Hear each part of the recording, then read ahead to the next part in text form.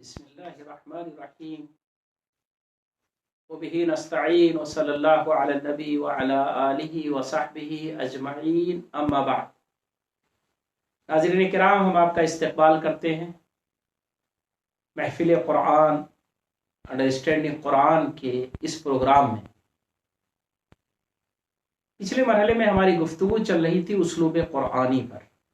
کہ قرآن مجید کا اسلوب کتنا نرالا ہے، اور اس میں ہم نے یہ بات سمجھنے کی کوشش کی تھی کہ قرآن مجید اس کے اندر تکرار ہے، قرآن مجید اس میں باتوں کو جب بھی کہا گیا ہے تو بہت مدلل کہا گیا ہے۔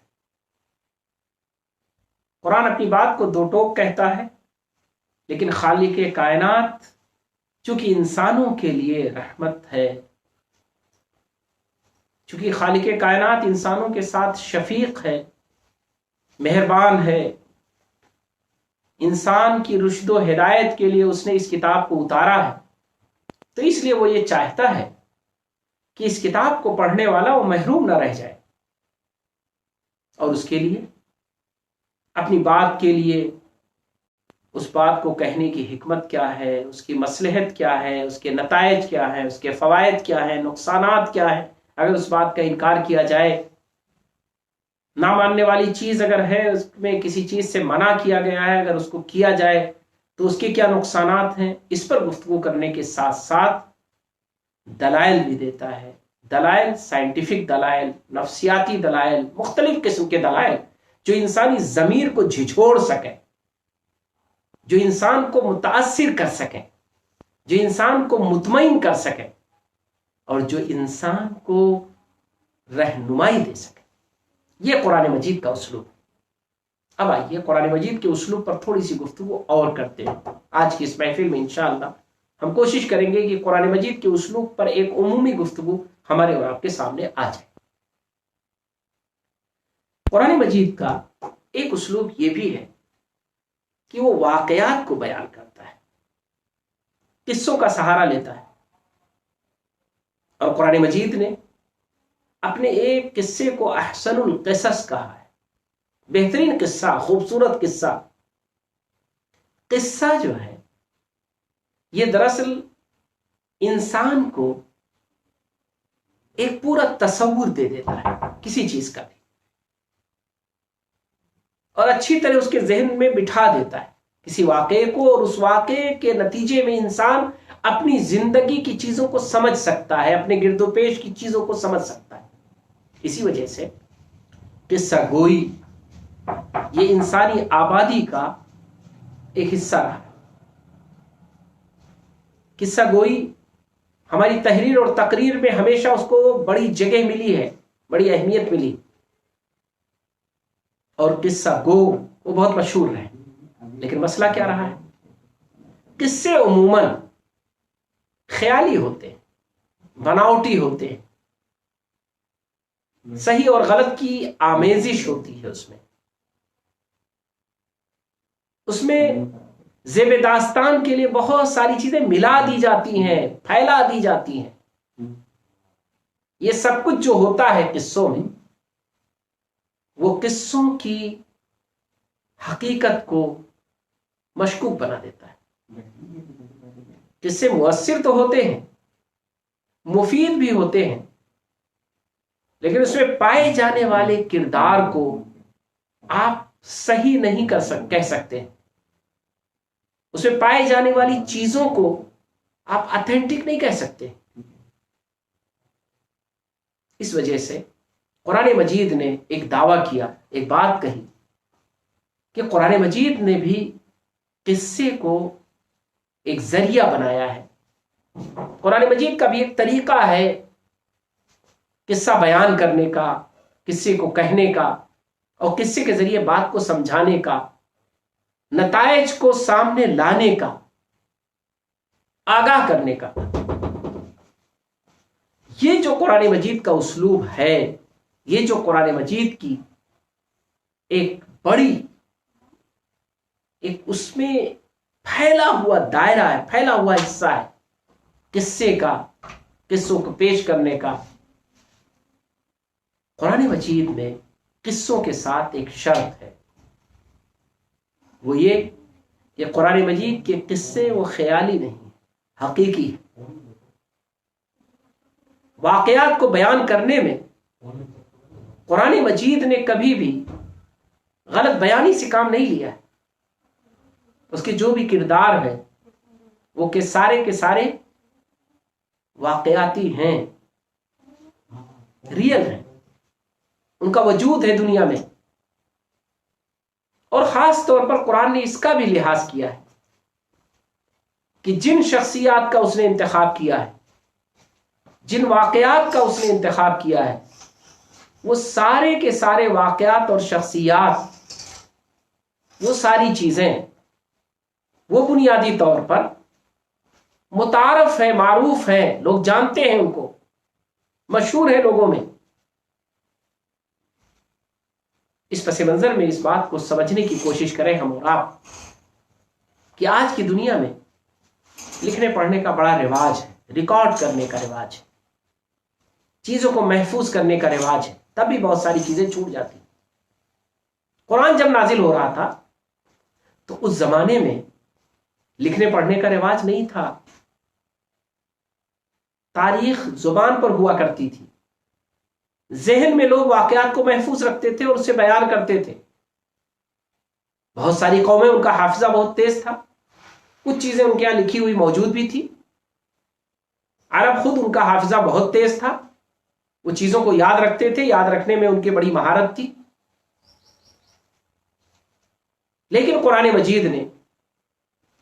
اس بات کا خیال کیا ہے کہ جو واقعات، جو قصے بیان کیے جائیں وہ بڑے معروف سے ہوں، اور قرآن نے قصہ بیان کرنے میں، واقعات کو بیان کرنے میں بڑی ہی خوبصورتی سے کام لیا۔ واقعات بہت لمبے ہوتے ہیں، کبھی کبھی بعض واقعات آپ سنیں گے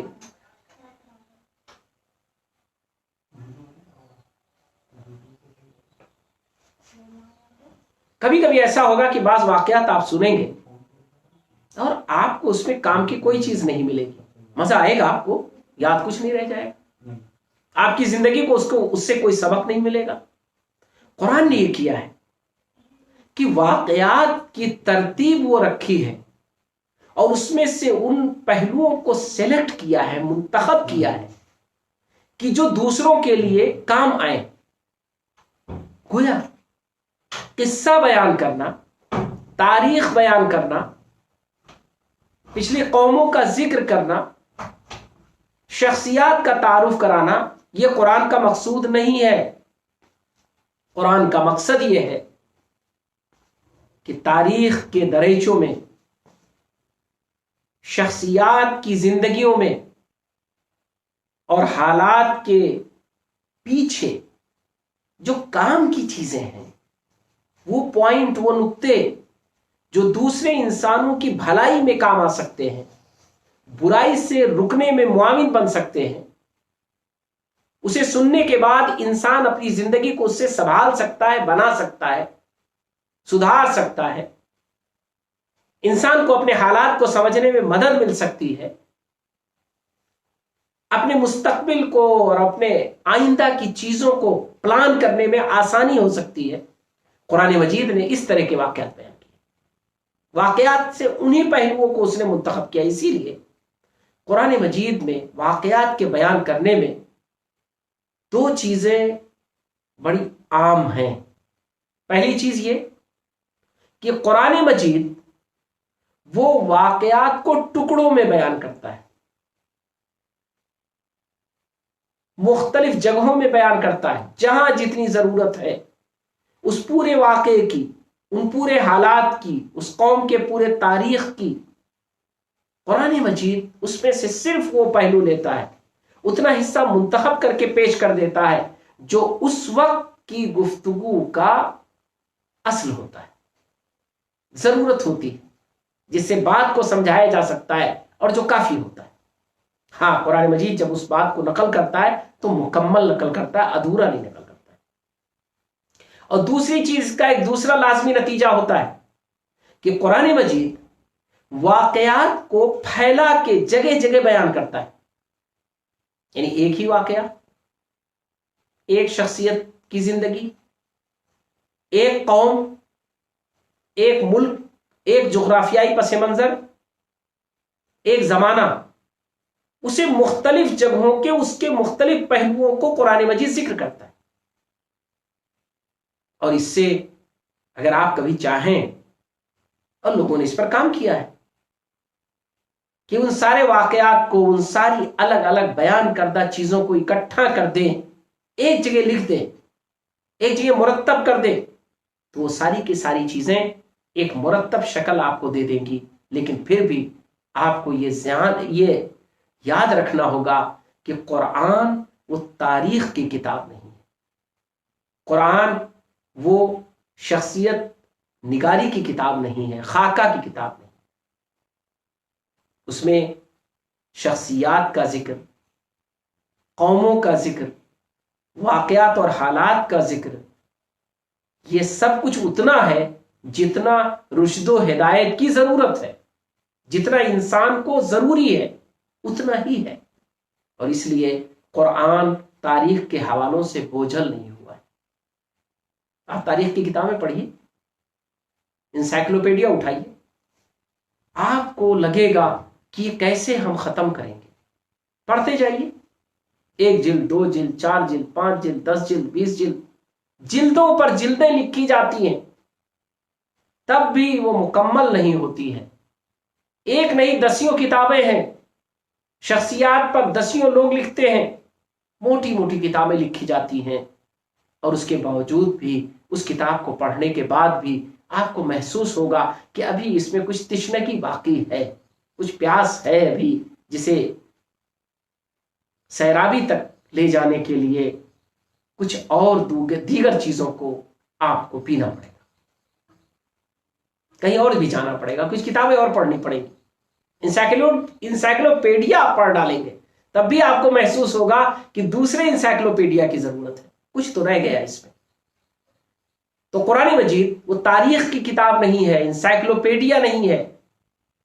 شخصیات کے لیے لکھی گئی کتاب نہیں ہے، شخصیات کے تعارف کی کتاب نہیں ہے. وہ تو اللہ کے تعارف کی کتاب ہے، وہ تو خالق کائنات کے تعارف کی کتاب ہے، وہ تو اللہ کو جاننے اور پہچاننے کی کتاب ہے، وہ تو انسان کے رشد و ہدایت کی کتاب ہے، وہ تو انسان کو گائیڈ لائن دینے کی کتاب ہے، وہ تو انسان کو بھلائی بتانے کی کتاب ہے، وہ تو انسان کے سامنے برائیوں کو واضح کرنے کی کتاب ہے. اور اس کے لیے قرآن مجید نے جن واقعات، جن حالات، جن پس منظر کو بیان کیا ہے، اس سے صرف اتنے حصے کو سلیکٹ کیا ہے جو حصہ انسان کی رہنمائی کا فریضہ انجام دے سکے، انسان کی رہنمائی کر سکے. یہ قرآن مجید کا بڑا ہی پیارا اسلوب ہے کہ قرآن مجید نے واقعات کا سہارا لیا تاکہ ہم انسان سمجھ سکیں، سیکھ سکیں. قرآن نے شخصیت کا تذکرہ کیا، قرآن نے حالات کا تذکرہ کیا، قوموں کا تذکرہ کیا، اور اس کے ذریعے قرآن مجید نے ہمیں وہ کچھ سمجھا دیا جو پیچھے مرحلوں میں پیش آیا، لوگوں کی زندگیوں میں پیش آیا، قوموں کی زندگیوں میں پیش آیا، تاکہ ہم اندازہ کر سکیں کہ آئندہ کیا کچھ پیش آنے والا ہے. اور اگر ہم نے اپنے کو نہیں سنبھالا تو ایسی صورت میں ہم کہاں جانے والے ہیں. اب آئیے قرآن مجید کے اسلوب کو اور ہم غور کرنے کی کوشش کرتے ہیں. قرآن مجید کا ایک اسلوب اور ہے، وہ ہے کہ قرآن مجید اپنی جو گفتگو کرتا ہے اس میں انسان کو اس دنیا کی جو معلومات فراہم کرتا ہے، اس دنیا کے تعلق سے جن چیزوں کا تذکرہ کرتا ہے، وہ بڑی عام ہوتی ہیں، عمومی ہوتی ہیں، ایسی ہوتی ہیں کہ انسان بآسانی ان کو سمجھ سکے، ایک کسان بھی سمجھ سکے اور ایک جاہل بھی سمجھ سکے اور ایک پڑھا لکھا انسان بھی سمجھ سکے. قرآن مجید دنیا اور کائنات کی ان ساری چیزوں کا جو ذکر کرتا ہے، چونکہ قرآن اللہ کا کلام ہے، اس دنیا کے بنانے والے کا کلام ہے، اسی لیے اس تذکرے میں اس دنیا کے حقائق بھی آ جاتے ہیں، اس کائنات کی چیزیں بھی آ جاتی ہیں. زمین آسمان کی بہت ساری باتیں ایسی آ جاتی ہیں جو عام انسانوں کے علم میں نہیں ہوتی اور جسے ہم سائنس کہتے ہیں، کھوج کہتے ہیں۔ حالانکہ قرآن سائنس کی کتاب نہیں ہے، قرآن سائنس پر لکھی ہوئی کوئی کتاب نہیں ہے، قرآن کے ذریعے سائنسی تھیوریوں کو سمجھنے کی گنجائش نہیں ہے۔ لیکن چونکہ قرآن نے دلائل دیے ہیں اس کائنات کو، انسان کے لیے اپروچیبل دلائل دیے، مؤثر دلائل دیے، طاقتور دلائل دیے، صرف اکیڈمک دلائل نہیں دیے، نظر آنے والے دلائل دیے۔ جو چیزیں نظر آتی ہیں قرآن نے ان کو دلیل بنا دی۔ افلا ينظرون الى الابل كيف خلقت، اے عرب ذرا دیکھو یہ اونٹ کو کیسے بنایا گیا ہے، اس کو اونٹ کی ساخت، اونٹ کی بناوٹ، ان کی جسمانی حیت، یہ ساری چیزیں ذرا غور تو کرو تم۔ عرب اونٹ کو جانتے تھے، اس کی باریکیوں کو جانتے تھے، لیکن وہ اونٹ کے ڈاکٹر نہیں تھے۔ لیکن اگر کوئی چاہے تو اونٹ کے بارے میں اور مزید جانکاریاں حاصل کر سکتا ہے۔ وَإِلَى السَّمَاءِ كَيْفَ رُفِعَتْ، یہ آسمان دیکھو ذرا کیسی بلند ہے۔ وَإِلَى الْجِبَالِ كَيْفَ نُصِبَتْ، اور یہ پہاڑوں کو دیکھو کیسے یہ نصب کر دیے گئے، گاڑ دیے گئے ہیں، کیسے ان کو رکھ دیا گیا۔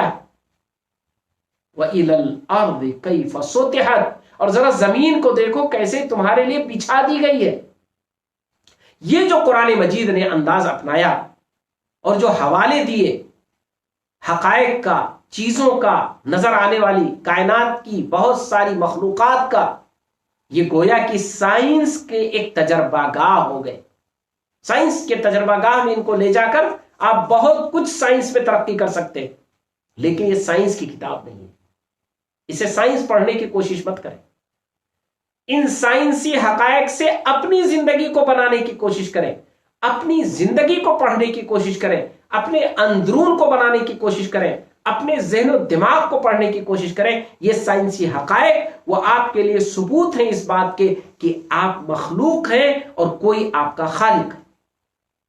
آپ عابد ہیں اور کوئی آپ کا معبود ہے، آپ عبادت کریں گے کوئی آپ کی عبادت کا مستحق ہے، اور آپ محتاج ہیں اور کوئی بے نیاز ہے، آپ کو کوئی دیتا ہے اور آپ کو اس سے لینا۔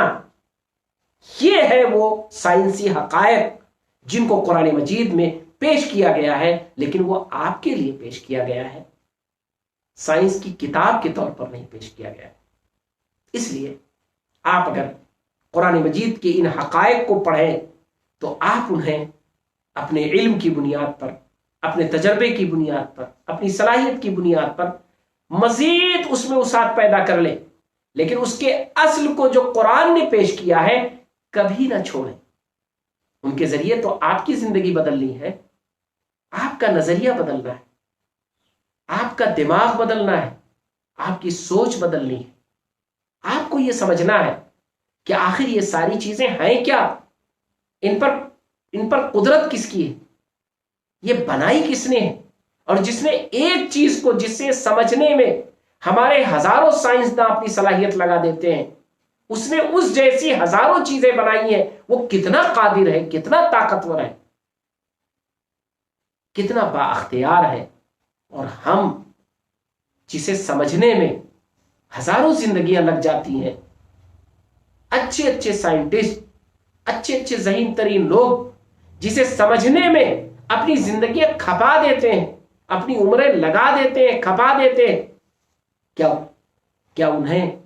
یہ بات تسلیم نہیں کرنی چاہیے کہ جس نے ان ساری چیزوں کو بنایا ہے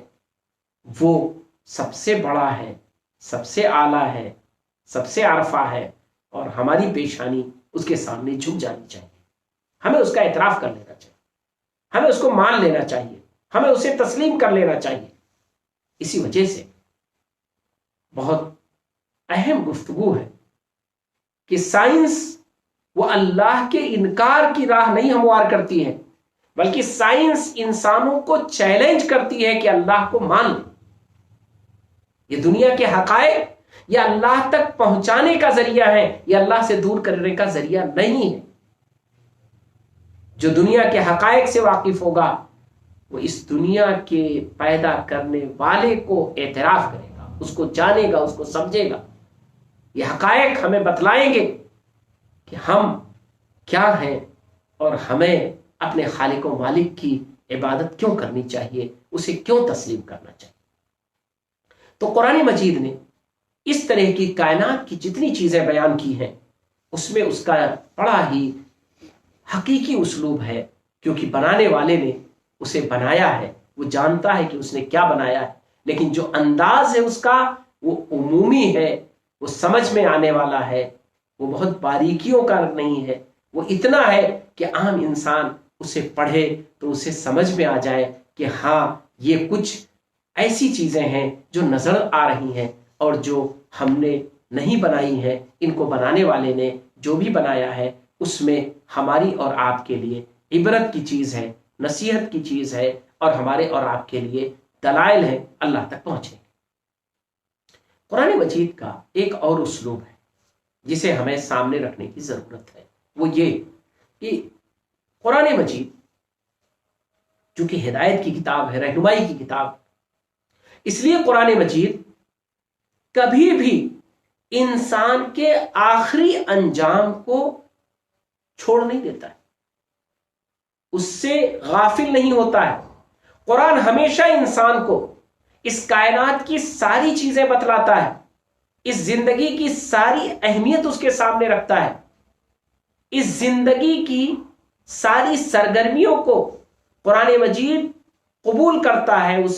اسے پش کرتا ہے، اسے آگے بڑھاتا ہے، لیکن یاد دلاتا ہے کہ یہ تمہاری زندگی جو ہے نا وہ چند دنوں کی ہے، یہ تمہاری زندگی لمیٹڈ ہے، محدود ہے، یہ تمہاری زندگی تمہارے اپنے اختیار میں نہیں ہے، اور یہ تمہاری زندگی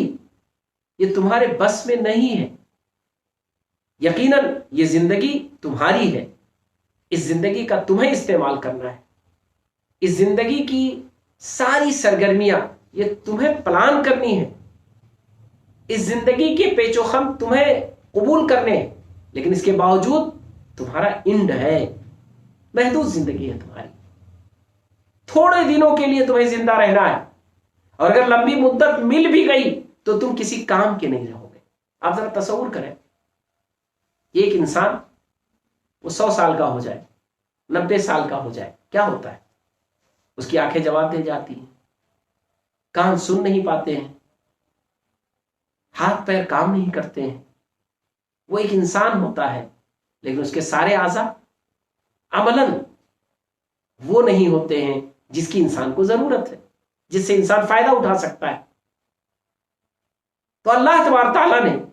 اگر انسان کو لمبی مدت دے دی ہوتی تو کیا ہوتا؟ بستر پہ رہتا، اپنی ان صلاحیتوں سے کیا فائدہ اٹھا لیتا؟ کیوں؟ اس لیے کہ یہ ساری صلاحیتیں ایک لمٹ کے لیے ہے جو کام کرتی۔ اب آپ اس سے سوچیں